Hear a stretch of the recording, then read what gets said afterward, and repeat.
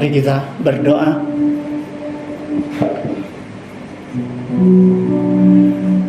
Bapa di surga, kami bersyukur kepadamu Tuhan. Ketika kami ingin merenungkan sebagian daripada firman-Mu pada hari yang bahagia bagi gerejamu di Kota Pagar Alam ini, Gereja Kasih Karunia, kami mau Tuhan Engkau hadir di tengah-tengah kami. Biarlah ketika kami merayakan ulang tahun gereja yang ke-61, firman-Mu dapat menggugah hati kami, agar kami makin mencintai gereja-Mu, makin mencintai Engkau, sehingga gereja-Mu menjadi saksi di tempat ini, dan kami boleh menjadi berkat bagi banyak orang. Berkati semua yang hadir pada sore hari ini, agar kami tidak pulang dengan sia-sia nanti, tetapi kami akan diberkati melalui ibadah yang kami lakukan, dari puji-pujian, dari doa, dari firman-Mu, dari penyembahan kami. Terima kasih Tuhan. Di dalam Yesus Kristus kami berdoa. Amin. Shalom. Shalom.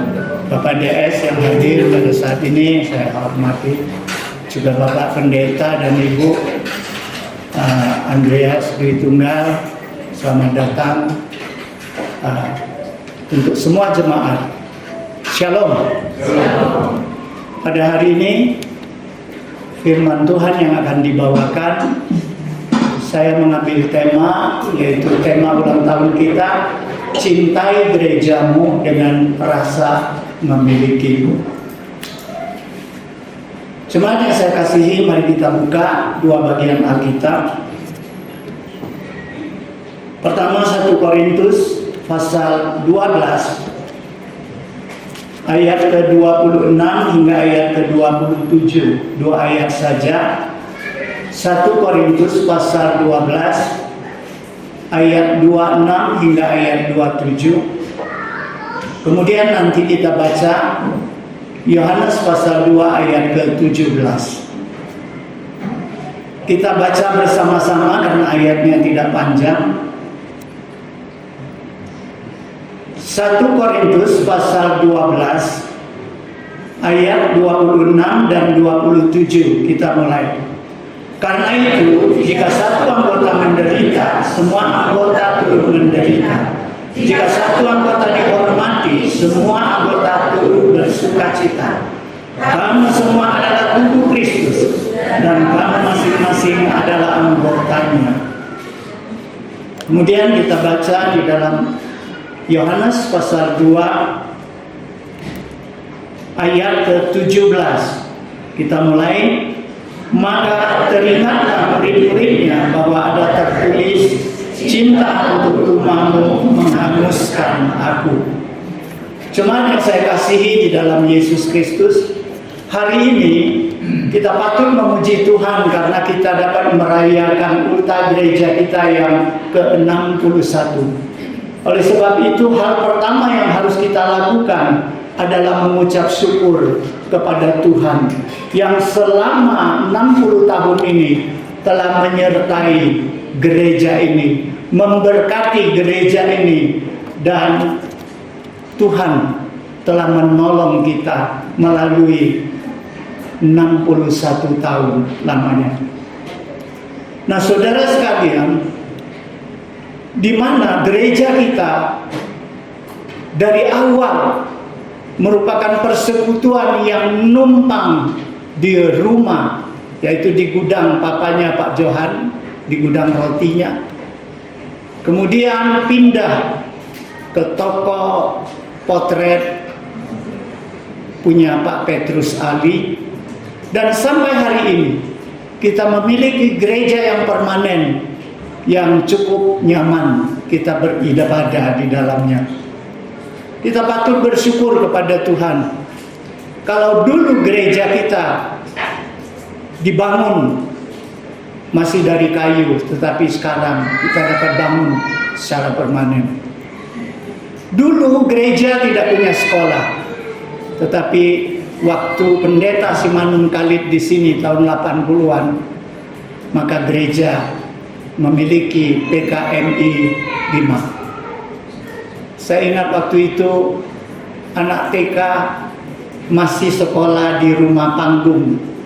Jadi anak TK harus manjat tangga kayak rumah orang dusun ya, naik panggung. Itulah TK kita pertama. Nah saudara sekalian, kita patut bersyukur bahwa semua ini adalah anugerah Tuhan. Dan tentu tidak terlepas dari pendahulu-pendahulu kita. Mereka yang sudah mengorbankan harta mereka, mengorbankan waktu, tenaga, pikiran, dan mengorbankan doa-doa mereka untuk memajukan gereja ini. Tentu dengan kerjasama dengan jemaat. Saudara sekalian, oleh sebab itu jasa dari pendahulu kita jangan kita lupakan. Sebagian mereka sudah dipanggil Tuhan, tetapi sebagian mereka masih ada di tengah kita. Seperti keluarga Pak Johan, keluarga Ibu Mariati, Ibu Evi dan Yohanes Ruslan, juga keluarga Pak Charlie yang sudah mengikuti perkembangan gereja ini selama setengah abad. Nah saudara sekalian, di samping itu kita tidak boleh lupa juga semua hamba Tuhan yang pernah melayani di gereja kita. Mereka sudah memberikan hatinya, mereka sudah membimbing kita di dalam iman, sehingga jemaat ini dapat bertumbuh dari beberapa keluarga saja pada awalnya sampai berpuluh-puluh keluarga pada saat ini. Nah saudara sekalian, dan saat ini tongkat estafet ini sudah diberikan kepada generasi yang lebih muda.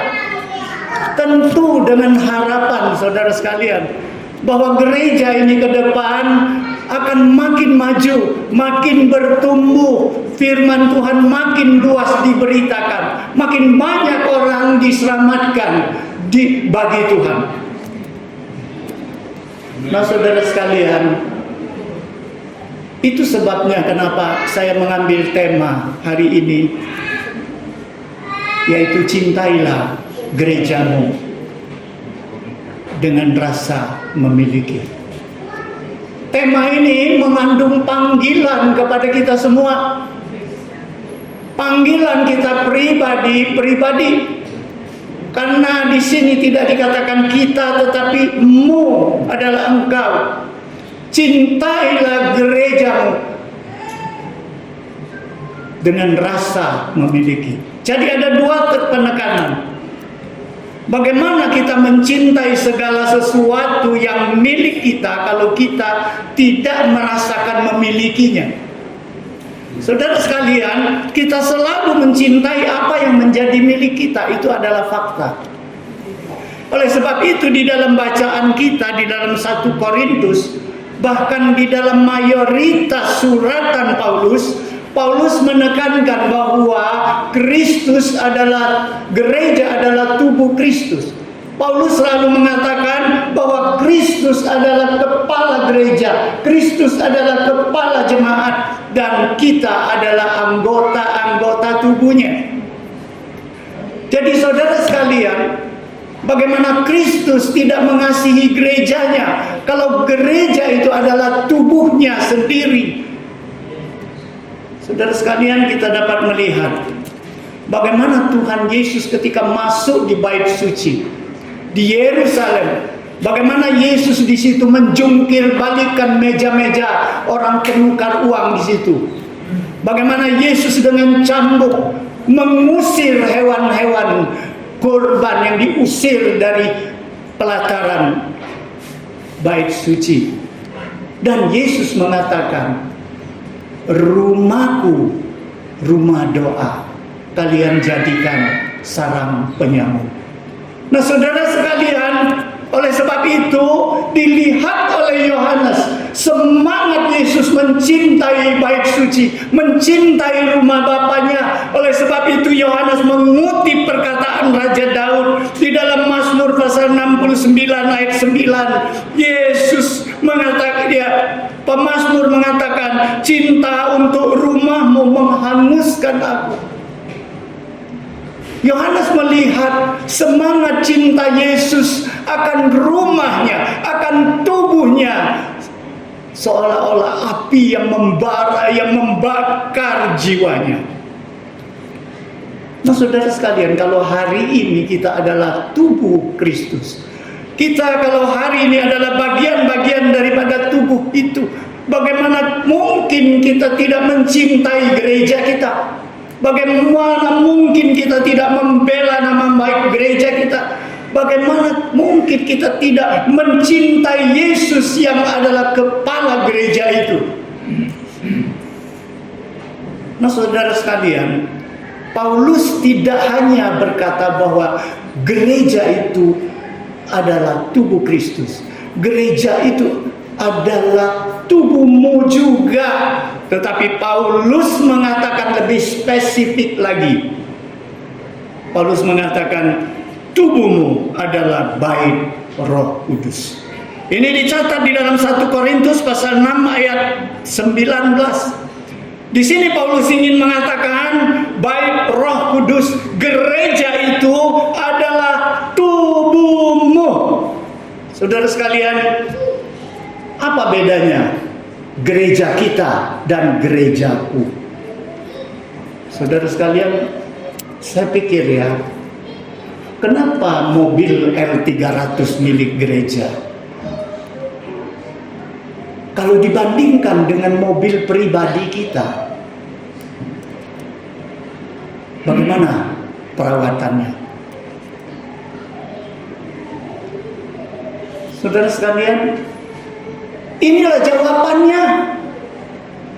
Inilah Tuhan mau kita merasakan bahwa gereja ini bukan milik kita saja.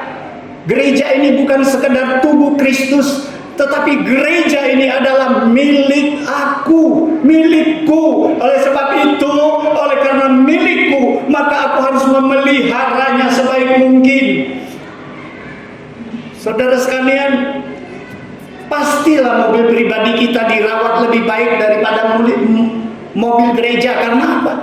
Mobil gereja mobil kita mobil kita semua. Tapi kenapa perawatannya kalah dengan mobil pribadi kita? Karena mungkin sering kita dengar kan, oh itu L300 bukan milik saya sendiri, milik gereja banyak orang. Itu PHB, itu tugasnya, itu Pak D itu sebagai driver. Harusnya. Jadi banyak alasan kita. Nanti kalau jemaat turun dari gereja ini, jemaat boleh melihat plafon daripada perguruan kita. Ada 2 keping gipsum yang rontok. Itu bukan 1-2 hari. Mungkin itu sudah berjalan berbulan-bulan. Kenapa tidak peduli? Tidak ada hati kita peduli untuk memperbaikinya. Karena mungkin kita rasa ini milik kita bersama, ini bukan tugas aku sendiri. Nah, saudara sekalian, coba kalau rumah kita plafonnya seperti itu. Saya pikir nggak usah sampai seminggu, kita udah suruh tukang perbaiki. Nah, saudara sekalian, inilah bedanya kalau gereja itu milik kita dengan gereja itu milik aku. Nah, saudara sekalian, sekarang kita lihat apa kelebihan rasa memiliki itu. Yang pertama, kalau rasa memiliki akan membuat kita mengikuti semua kegiatan gereja itu. Saudara sekalian, kenapa hari ini kalau ibadah banyak orang tidak hadir? Padahal kita mau tahu, baik itu ibadah, baik itu pelayanan, baik itu kelas meeting, baik itu ibadah rumah tangga, yang mengadakan siapa? Gereja kan? Gereja mengadakan kegiatan. Kalau gereja itu milikku, sama saja aku adakan kegiatan. Sama saja ibadah itu aku yang adakan ibadah. Bagaimana aku sendiri tidak hadir? Nah, saudara sekalian, kalau kita merasakan bahwa kita gereja ini milikku, maka semua acara, semua kegiatan, semua program gereja, visi dan misinya adalah program saya. Jadi bagaimana saya tidak hadir? Bagaimana saya tidak ikut serta? Nah, saudara sekalian, saya contoh seperti ini. Kalau ada kebaktian rumah tangga di rumah kita harus hadir kan? Aneh kan kalau rumah tangga kita ada ibadah kita nggak hadir? Itu satu. Mau nggak kita kalau ibadah di rumah kita itu rame jemaat hadir? Ya. Kalau banyak jemaat hadir kita sukacita, kita rasa dihargai. Ya. Nah, saudara sekalian, kalau kita menganggap gereja ini adalah milikku, maka bukan saja aku sendiri harus hadir dalam kegiatan ini, aku juga seharusnya mengharapkan kegiatan ini ramai dihadiri semua orang. Itulah tugas kita. Kenapa kita harus menginjili? Kenapa kita harus menelpon jemaat? Kenapa kita harus panggil mereka? Kenapa kita harus ajak teman-teman kita datang ibadah dan kegiatan pelayanan? Saya beri contoh ya. Kelas CM kami Galilea itu Ibu Desi itu paling rutin. Kalau sudah hari Kamis pagi-pagi dia udah posting di grup. Ya, kepada semua anggota bahwa hari ini kita ada CM ya di gereja, harap hadir. Cuma sekalian kalau anggota CM pasti tahu bahwa saya masih mau satu persatu menelpon mereka. Sekalipun Desi sudah posting di grup. Karena apa? Karena saya rasa saya sebagai ketua CM itu milik saya. Saya harus hadirkan sebanyak mungkin anggota CM. Jadi jangan heran saudara sekalian, kalau setiap hari Kamis saya ingat pasti saya telepon kalian untuk hadir di kelas meeting. Nah, saudara sekalian, rasa memiliki buktinya adalah kita ikut serta di dalam semua kegiatan.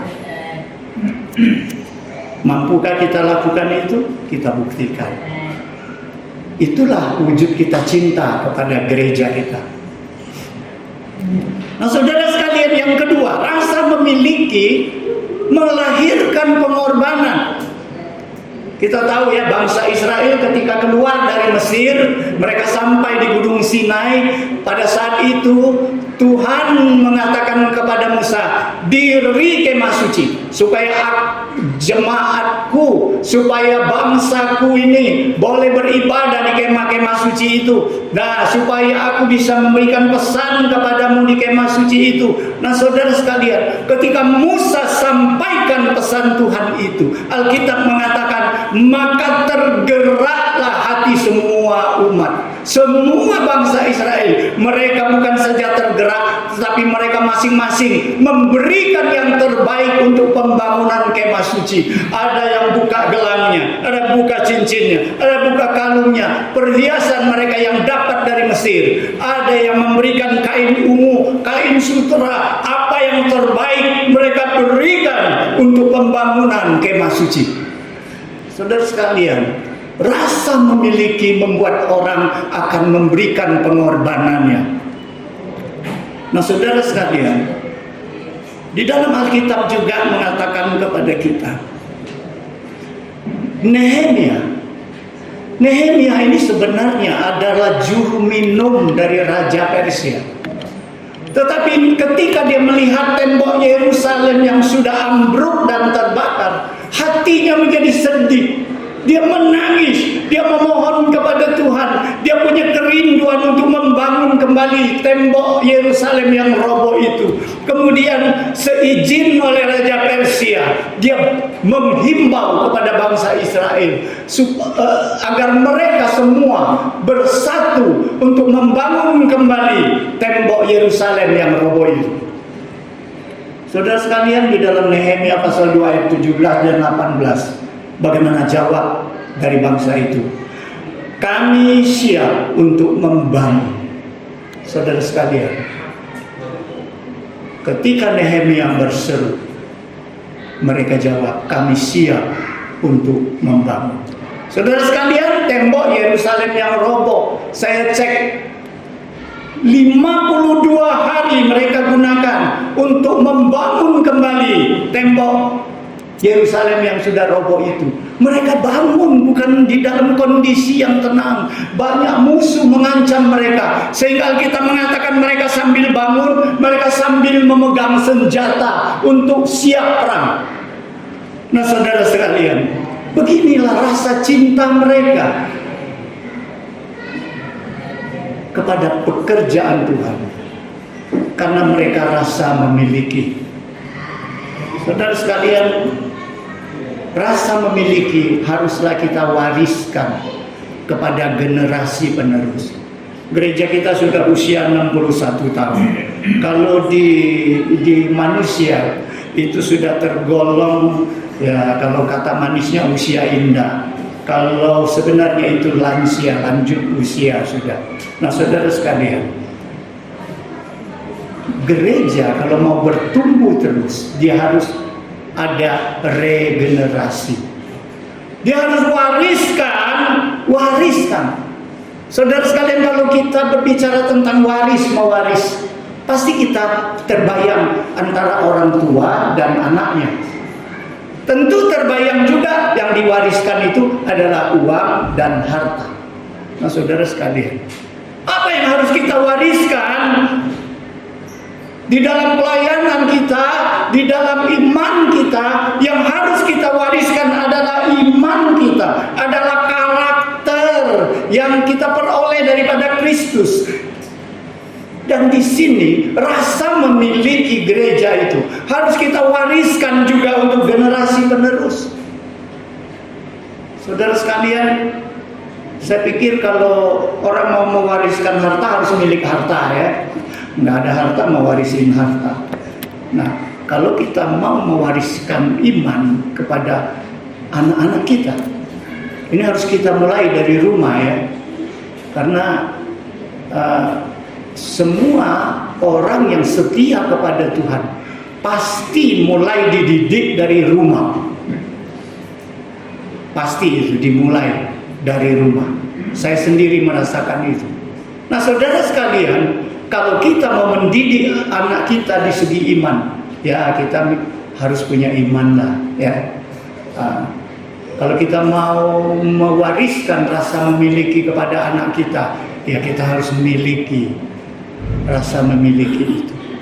Nah, saudara sekalian, bagi gereja inilah tugas yang penting. Anak-anak sekolah minggu, remaja, P3M tidak boleh kita abaikan. Justru kita harus memberikan perhatian yang lebih kepada mereka, karena mereka adalah masa depan daripada gereja. Nah, saudara sekalian, pada khotbah ulang tahun yang lalu, saya ingat, saya contohkan bahwa gereja itu seperti pohon zaitun. Kenapa pohon zaitun? Pohon zaitun itu bisa hidup ribuan tahun. Pohon zaitun yang paling tua di dunia ini sampai ada yang memperkirakan 4.000 tahun. Saudara sekalian, pohon zaitun itu walaupun tua dia masih menghasilkan buah. Dan pohon zaitun itu tahan dengan hama. Saudara sekalian, tapi bagaimana pohon zaitun meregenerasi? Jadi pohon zaitun dia bisa regenerasinya dari akarnya. Dari akarnya.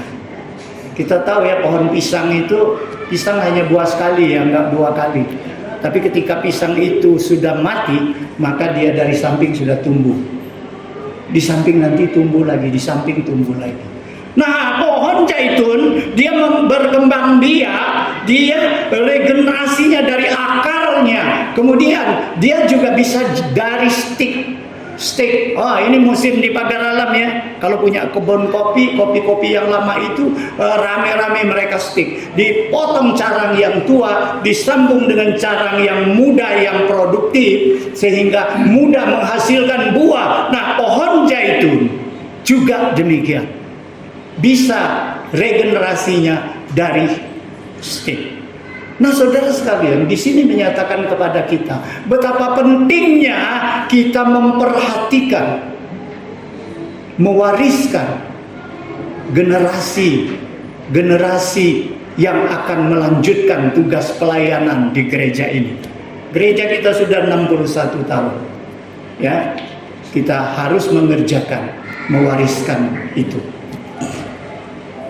Nah, saudara sekalian, satu-satunya raja yang ditambah oleh Allah usia 15 tahun. Siapa raja itu? Raja Hizkia, pasti kita tahu. Saudara sekalian, bagaimana Raja Hizkia memakai 15 tahun yang Tuhan berikan kepadanya? Mari kita lihat. Saya selalu mendengar khotbah hamba Tuhan, atau kami juga pernah bahas-bahas tentang Raja Hizkia. Selalu dikatakan Raja Hizkia ini salah. Harusnya ketika Tuhan mengatakan bahwa hari ini juga usiamu selesai, waktu itu Hizkia baru usia 39 tahun. Ya, masih muda sekali. Dia sakit. Kemudian datang Nabi mengatakan pesan Tuhan bahwa hari ini juga selesai hidupmu. Tetapi Hizkia, dia memalingkan mukanya ke dinding, dia menangis. Dia berkata kepada Tuhan, Tuhan, kau nilai apa yang aku kerjakan selama ini kepadamu. Akhirnya Tuhan izinkan menambah usianya 15 tahun. Nah, banyak hamba Tuhan mengatakan Hizkia salah minta 15 tahun. Kenapa? Kalau dia tidak meminta tambahan usia, maka dia akan mati di dalam prestasinya yang gemilang. Karena dia adalah raja yang sangat patuh kepada Tuhan. Tetapi oleh karena dia minta, dia ditambah 15 tahun, maka 15 tahun merupakan usia tambahan usia yang membuat dia melakukan kesalahan dan dia akan ditutup oleh Tuhan. Nah, saudara sekalian, saya sebenarnya berpikir begini ya, Hizkia itu memang dasarnya adalah mencintai Tuhan. Jadi kalau Tuhan mau memberikan tambahan usia kepada orang yang mencintai dia, tentu Tuhan tidak mau menjebak dia di dalam kehancuran. Tuhan pasti nggak mau. Jadi saya pikir alasannya apa? Lalu saya teliti bagaimana Hizkia ini memakai 15 tahun tambahan yang Tuhan berikan. Saudara sekalian, pertama ketika dia diluputkan Tuhan daripada kematian, Tuhan sembuhkan dia daripada penyakit, dia langsung datang ke rumah Tuhan. Dia memuji Tuhan dengan nyanyiannya, dia mempersembahkan korban di situ. Dia tahu bersyukur. Ini langkah pertama yang harus kita pelajari. Kita selalu tidak merasakan keberadaan kita pada saat ini adalah berkat Tuhan. Apakah itu harta, apakah itu kesehatan, apakah itu anak cucu kita, itu semua merupakan berkat daripada Tuhan. Kita selalu lupa bersyukur kepada Tuhan. Yang kedua, selama 15 tahun pemerintahan Hizkia ini, dia mengandalkan Tuhan. Saudara sekalian, contohnya ketika mereka diserang oleh Raja Asyur yang namanya Sanhedrin, raja itu, mereka dihina, kekuatan tentara mereka jauh lebih kecil daripada musuh. Rasanya mereka itu akan hancur, mereka akan dijajah, mereka akan kalah di dalam perang. Tetapi bagaimana Hizkia tetap mengandalkan Tuhan. Akhirnya Tuhan sendiri berperang untuk bangsa Israel. Saudara sekalian, Hizkia mengandalkan Tuhan di dalam memerintah Yehuda. Dia tetap memerintah Yehuda itu dengan baik, sehingga kekayaan daripada Yehuda itu begitu melimpah. Saudara sekalian, Ini contoh yang kedua. Jangan sia-siakan waktu yang Tuhan berikan kepada kita untuk kita berlipat tangan menikmatinya, tetapi kita tetap harus hidup mengandalkan Tuhan. Kita harus tetap hidup benar di hadapan Tuhan. Ada satu prestasi Hizkia yang sampai saat ini masih dikenal, yaitu terowongan Hizkia. Terowongan Hizkia ini dibangun di abad yang di kurang lebih tahun 700 lebih sedikit sebelum Masehi. Nah, saudara sekalian, terowongan ini adalah terowongan bawah tanah. Karena Hizkia sudah mempersiapkan untuk membentengi Yerusalem daripada serangan musuh. Makanya dia dari sumber air Gihon, dia menggali dari sana dari bawah tanah. Kemudian dari Yerusalem mereka gali dari bawah tanah. Akhirnya ketemulah terowongan itu, dan dia mengalirkan sumber air dari Gihon itu ke sebuah kolam yang namanya kolam Siloam. Saudara sekalian,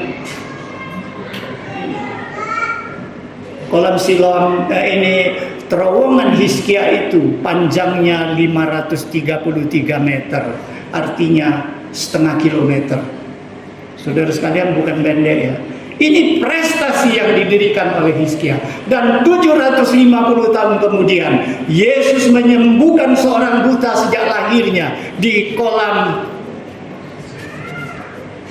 terowongan Hizkia, di kolam Siloam itu.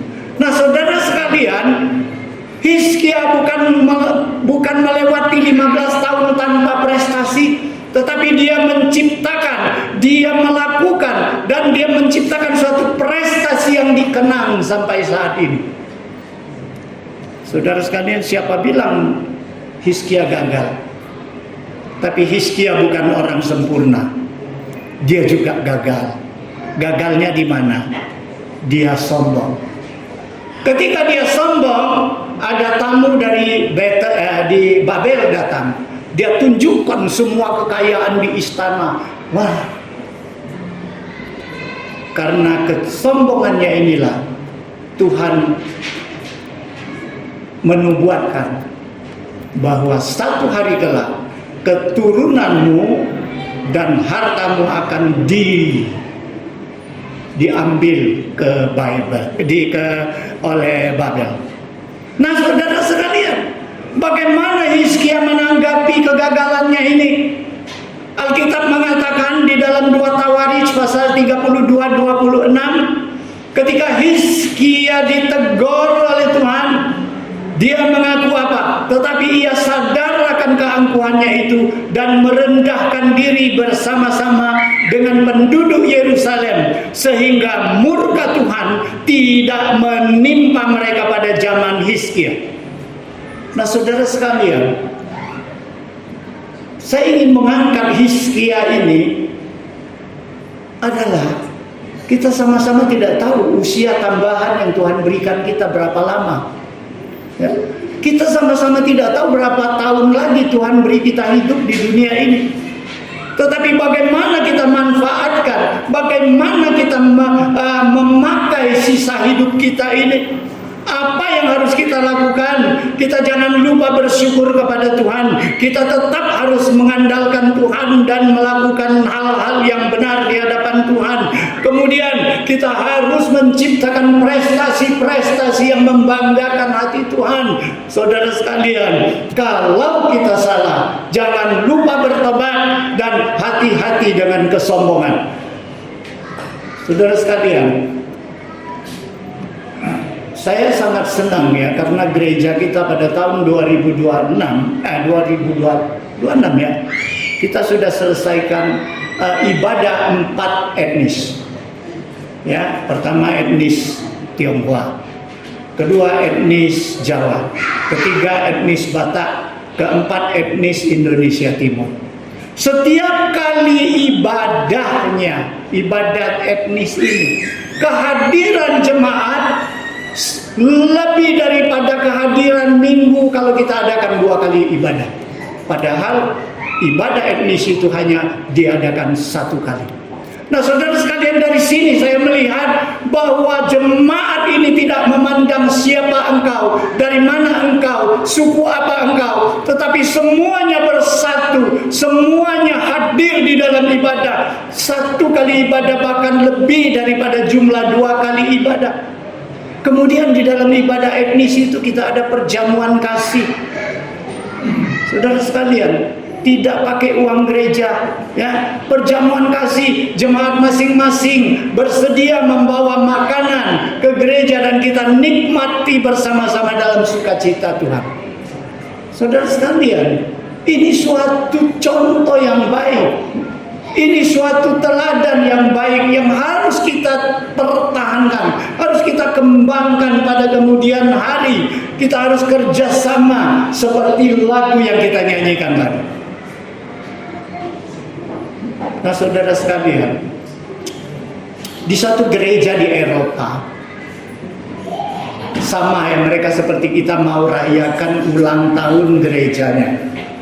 Ya, pada waktu itu tepat di Eropa itu musim dingin.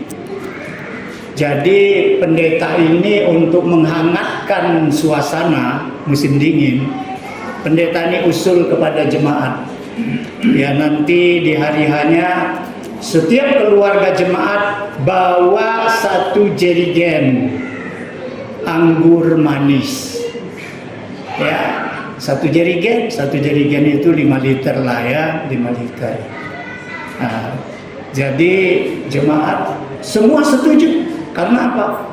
Ya, biasa musim dingin mereka minum anggur ya supaya badannya hangat. Wah, gereja adakan ulang tahun, ya minumannya usulan pendeta adalah anggur manis. Lalu di rumah seorang ibu berkata kepada bapaknya, "Pak," katanya, "nanti saya sudah pikir satu cara kita bisa hemat." Bapaknya bilang, "Gimana caranya?" "Ya nanti kita bawa nggak usah anggur manis, kita isi air tawar." Bapaknya bilang, "Nanti ketahuan." "Oh enggak, karena apa? Karena anggur ini nanti bawa ke gereja, dituang semua ke dalam satu gentong yang besar. Nah, kan banyak jemaat, ya, anggota jemaat berpuluhan, ya. Jadi, nggak terpengaruh lah ini air tawar." Bapaknya pikir, benar juga ya, karena kalau 5 liter anggur manis lumayan harganya. Jadi mereka siapkan itu.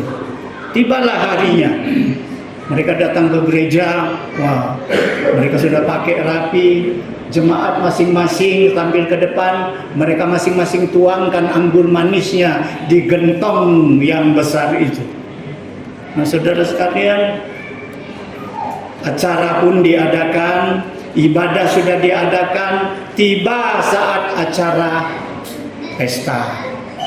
Jadi ya orang barat ya kalau pesta biasanya dimulai dengan dengan gelas tos. Itu cara orang barat sering seperti itu. Jadi begitu acara mau mulai, mereka masing-masing menuangkan anggur manis dari gentong besar itu ke gelas mereka masing-masing. Kemudian saat aba-aba sudah diberikan, mereka sama-sama minum.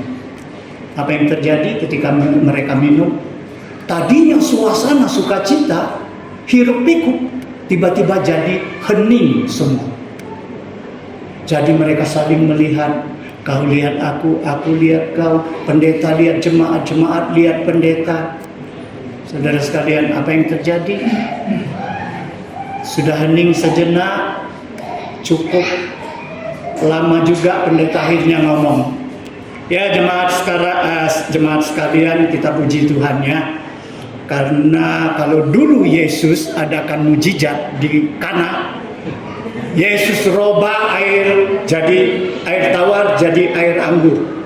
Nah, sekarang kita adakan mujizat dari air anggur jadi air tawar.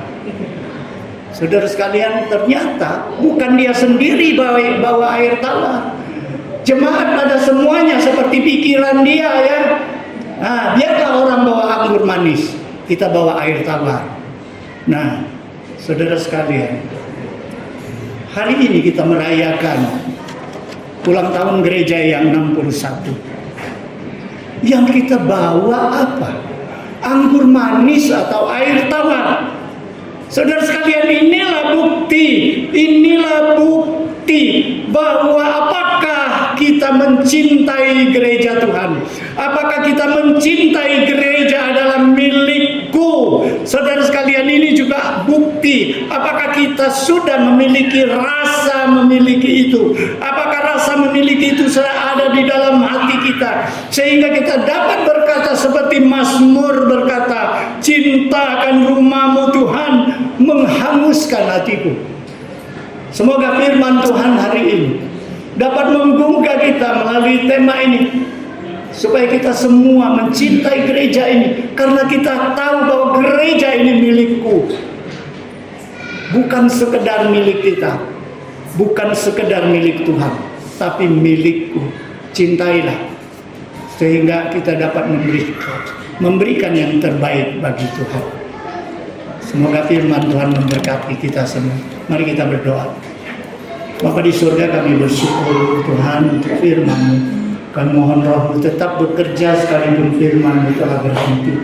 Dan kami mohon Tuhan, biarlah hati kami mulai hari ini kami boleh mempunyai komitmen mencintai gereja-Mu, karena gereja adalah tubuh-Mu.